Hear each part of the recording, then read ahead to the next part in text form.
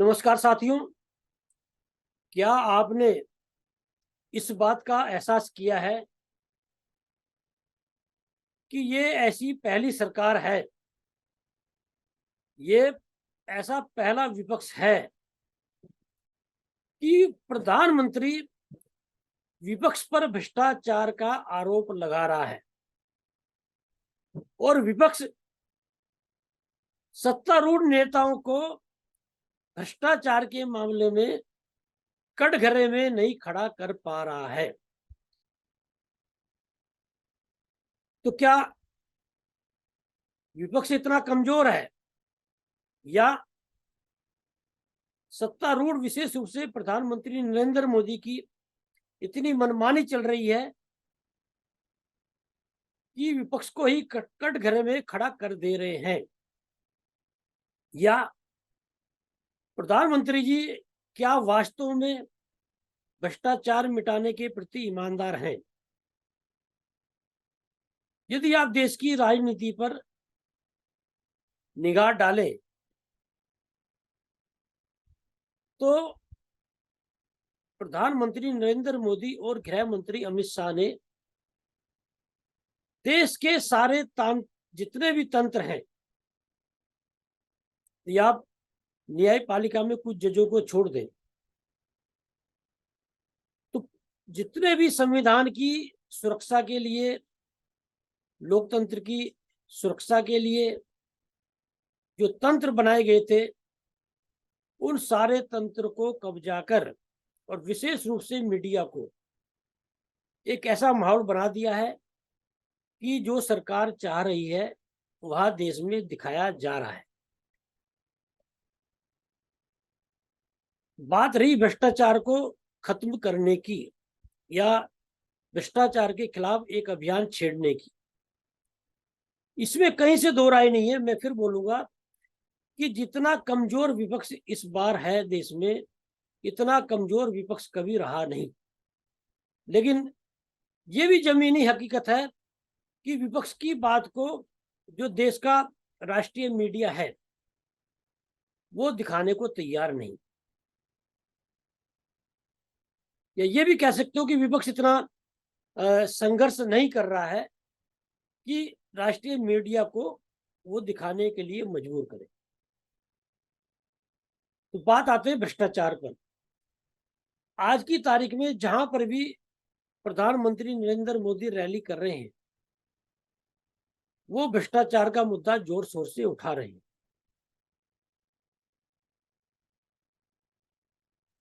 विपक्ष का 10 लाख करोड़ का भ्रष्टाचार की बात कर रहे हैं कि ये जितने भी लोग विपक्ष में फोटो में आप लोग देख रहे होंगे, इन लोगों का यदि सारा भ्रष्टाचार में लगाया जाए तो लगभग 10 लाख करोड़ का भ्रष्टाचार इन लोगों ने कर रखा है।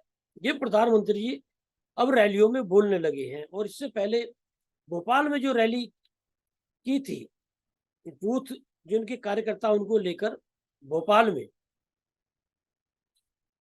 तो उस रैली में प्रधानमंत्री नरेंद्र मोदी ने भ्रष्टाचार का मुद्दा उठाया और महाराष्ट्र में एनसीपी को टारगेट किया। कोऑपरेटिव बैंक घोटाला, सिंचाई घोटाला 70,000 करोड़ का घोटाला का नाम प्रधानमंत्री जी ने दिया। और ये माना जा रहा था कि सीधा सीधा अजित पवार पर उनका निशाना है। महाराष्ट्र में क्या हुआ उसे विस्तार से बताने की जरूरत नहीं है। पिछले दिनों जब हरियाणा में सरकार बनी थी, खट्टर सरकार,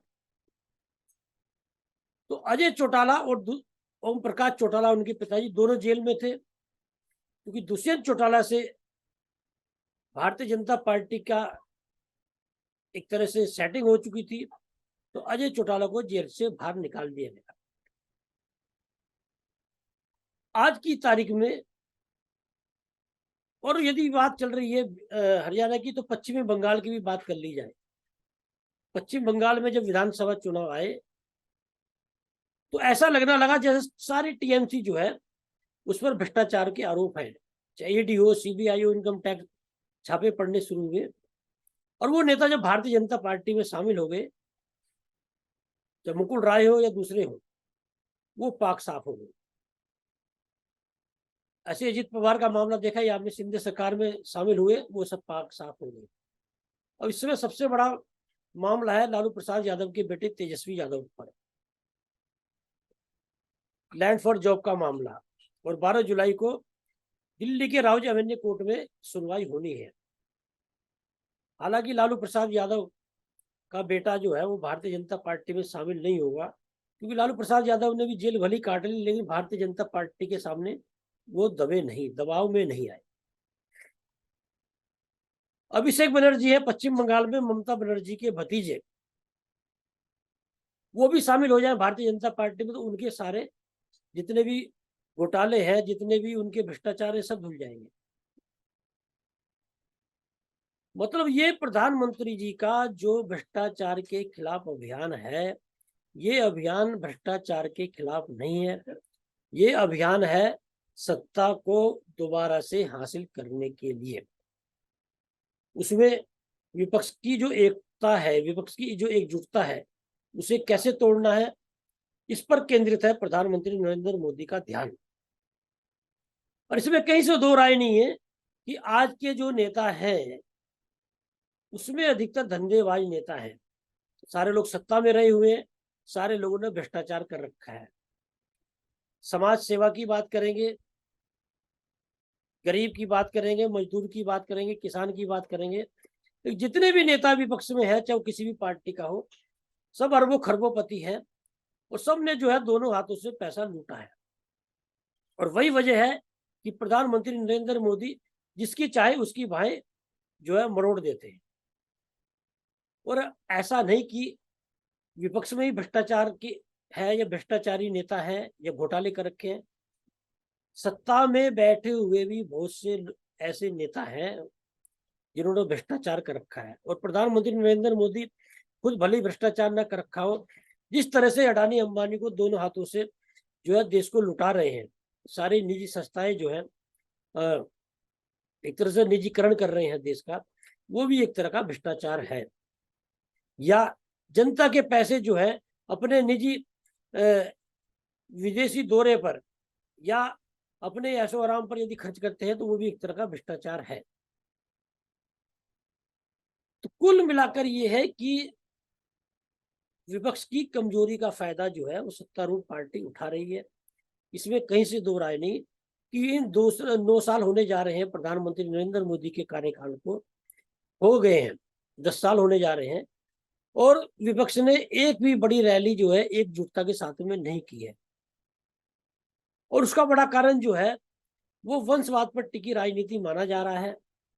और जो क्षेत्रीय दलों को जो खत्म करने की कवायद प्रधानमंत्री नरेंद्र मोदी ने छेड़ी है, जैसे महाराष्ट्र में शिवसेना के बाद में एनसीपी को टारगेट किया, और ये मान के चलिए जितने भी क्षेत्रीय दल हैं देश के, उसमें अधिकतर क्षेत्रीय दलों पर निगाह है प्रधानमंत्री नरेंद्र मोदी और गृह मंत्री अमित शाह की। और लोकसभा चुनाव से पहले सबको टारगेट किया जाना है। और प्रधानमंत्री नरेंद्र मोदी ने एक बड़ी चालाकी से वंशवाद की राजनीति को खत्म करने का एक जो है नारा दिया है, जिसके चलते जो है लोग बाग इस मामले में विरोध नहीं कर पा रहे। और इसमें कहीं से दो राय नहीं कि यदि सत्ता पक्ष और विपक्ष में इसी तरह की राजनीति हो जैसी आज चल रही है, पहले तो मैनेज कर लिया जाता था कांग्रेस के राज में, इससे कहीं ना कहीं जनता का भला होता है। यदि आप विपक्ष के नेताओं पर शिकंजा कसेंगे तो निश्चित रूप से यदि कहीं भ्रष्टाचार में कमाया हुआ पैसा वापस आता है, उसमें जनता का भला होता है। लेकिन विपक्ष के नेताओं पर भ्रष्टाचार का आरोप लगाकर, घोटाले का आरोप लगाकर पार्टी को तोड़ेंगे, अपनी पार्टी में मिला लेंगे, उससे फायदा नहीं नुकसान होता है।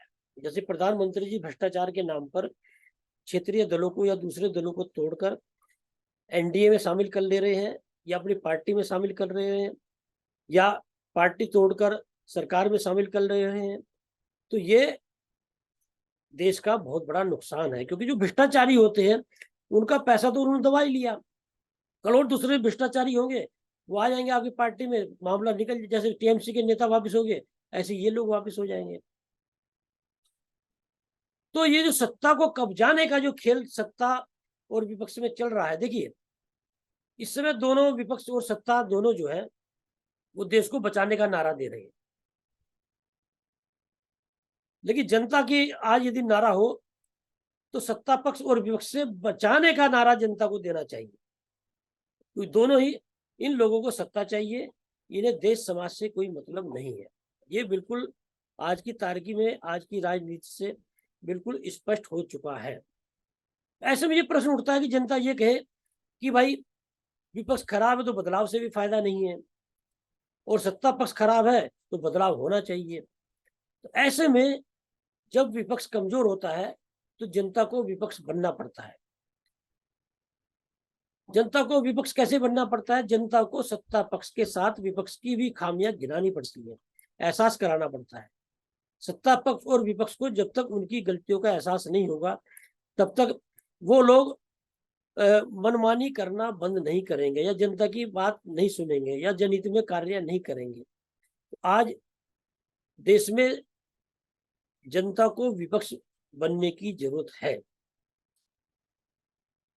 अब देखना ये होगा कि प्रधानमंत्री जी का जो भ्रष्टाचार को लेकर अभियान चल रहा है, अब ये अभियान किस ओर जाता है, विपक्ष क्या करता है और सत्ता पक्ष क्या करता है।